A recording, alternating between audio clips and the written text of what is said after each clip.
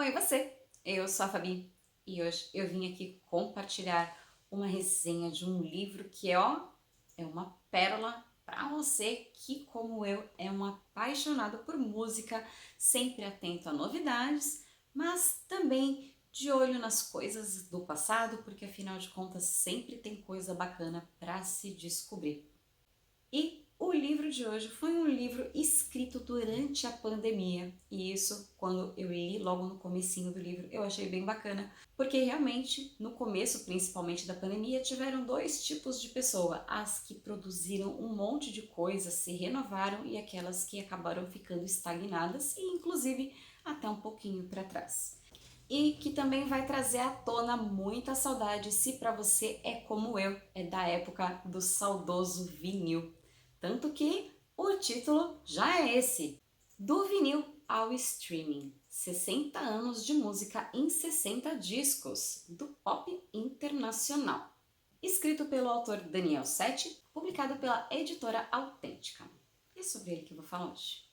E, como eu falei, se você é um apaixonado por música, independente do estilo, eu tenho quase certeza que você, assim como eu, vai descobrir muita coisa bacana de nomes que você nem conhecia.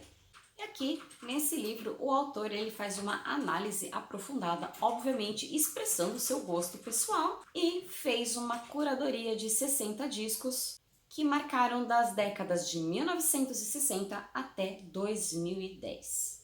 E é muito legal porque ele vai falando bastante sobre a história, desde quando começaram os primeiros compactos, o vinil, a chegada do CD, até os dias de hoje com a quantidade de streamings disponíveis por aí. E confesso que muitos discos eu até conhecia a banda, o cantor ou a cantora, mas não conhecia aquele álbum, e confesso que nem todos foram do meu agrado.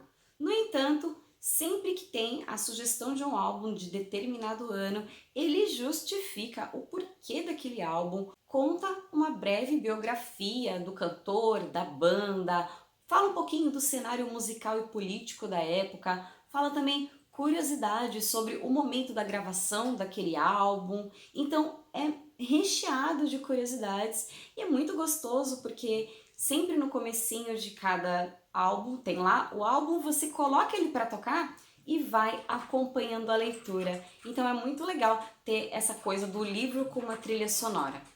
E aí, só para vocês terem mais ou menos uma noção de alguns álbuns, algumas bandas escolhidas pelo autor durante todas essas décadas, aí a gente tem The Beach Boys, claro que tem os Beatles, tem Pink Floyd, tem Aretha Franklin, tem Jimi Hendrix, tem Patti Smith, David Bowie, tem The Clash, tem U2, Guns N' Roses, Madonna, Prince, Red Hot Chili Peppers, Bjork, Lauryn Hill, Amy Winehouse, que eu amo de paixão, Radiohead, Outkast. Então tem para diversos estilos e gostos.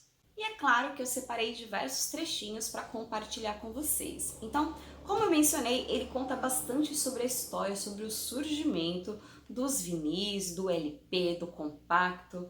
E aí, logo no comecinho do livro, já falando um pouquinho sobre o conceito de álbum, ele fala o seguinte: é fato que o conceito de álbum pena para ser compreendido por uma parcela das novas gerações.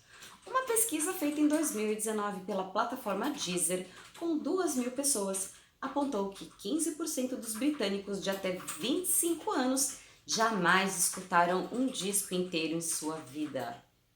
É inegável também que o reinado do streaming instaurou a skipização, que é o hábito de você ficar passando uma faixa após outra apenas após ouvir alguns segundos.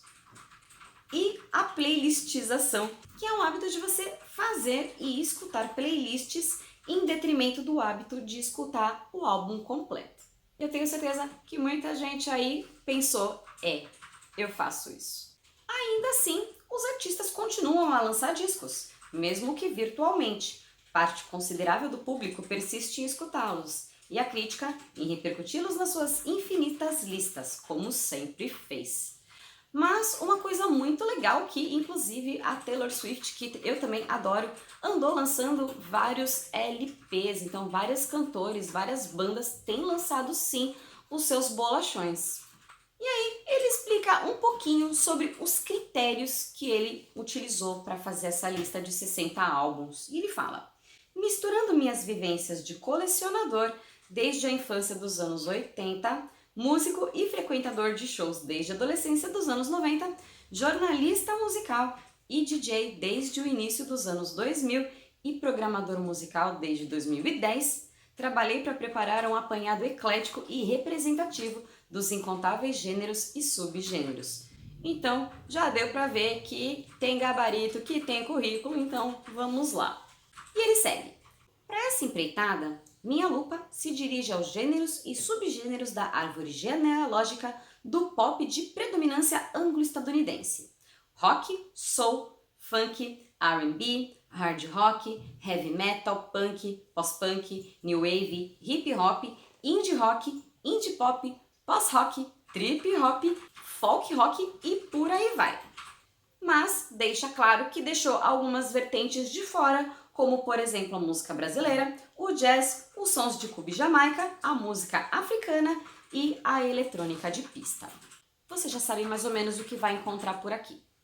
E aí, o comecinho dessa história dos vinis, ele já narra no primeiro capítulo, já falando da década de 60, que ele diz que em 21 de junho de 1948, a Columbia Records lançou o primeiro LP de 12 polegadas em 33 mais 1/3 de rotações, com capacidade para 22 minutos e 30 de áudio em cada lado.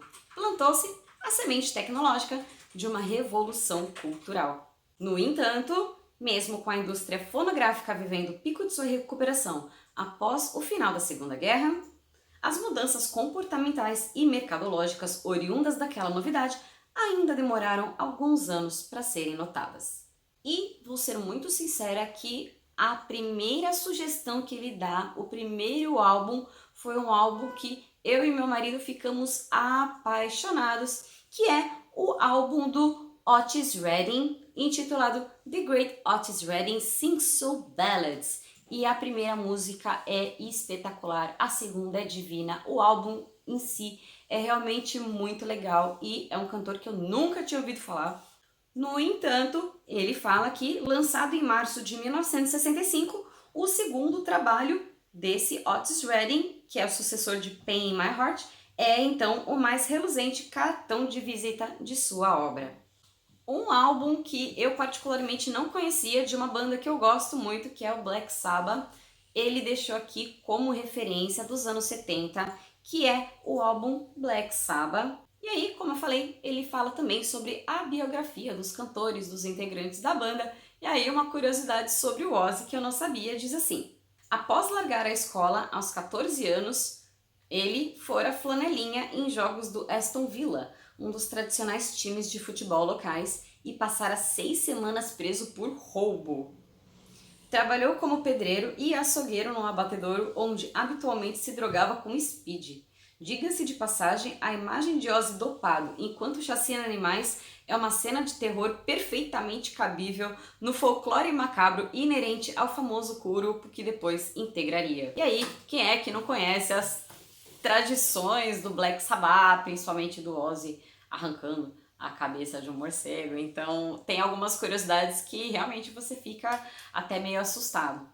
Outro cantor que eu também não conhecia, se você conhece, se ele é muito famoso aí, você me desculpe a ignorância, é o Nick Drake. Assim também como o álbum seguinte, que é do Curtis Mayfield, intitulado Superfly, que, bem diferente do Black Sabbath e outras sugestões que ele deu anteriormente, vai pro lado do funk, do soul, do R&B. Então é uma coisa mais gingada, mais swingada, uma pegada meio Marvin Gaye.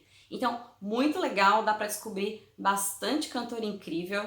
E como eu falei, é um livro bem gostosinho de ler. Eu e meu marido, a gente fez meio que um projeto desse livro, então a gente ouviu todos os álbuns juntos. Então, vamos ouvir o álbum? Vamos ouvir o álbum. Eu ia lendo, contando um pouco da história do álbum e a gente ia curtindo as músicas e as preferidas de cada álbum, cada um ia pegando e jogando para sua playlist particular. Afinal de contas, como o próprio autor citou no comecinho do livro, esse hábito de criar playlists e ouvir playlists com músicas diversas é muito comum e eu também não deixei de cultivar esse hábito. Mas, de um modo geral, é um livro que eu achei bem legal e espero que você que vai ler, se já leu, tenha gostado, goste. Inclusive, vou deixar aí a pergunta. Se você leu esse livro, me conta aqui embaixo o que você achou. Você concordou com essa curadoria do autor? Concordou com as sugestões que ele deu? O que você mudaria? Algumas coisas eu confesso que eu não gostei, na metade da música eu pulei mesmo, porque não estava rolando, mas vou dizer que aí uma parcela de 70, 75% dos álbuns eu super aprovei. Então, me fala mais ou menos aí quais foram as suas impressões desse livro. Então é isso, eu espero que vocês tenham gostado. Se você gostou, não esquece de deixar o seu joinha, se inscrever aqui no canal para receber as notificações dos próximos vídeos e vocês também podem ver os diversos vídeos dessa playlist aqui em cima, tá bom? Então, por hoje é só. Um beijo e tchau, tchau!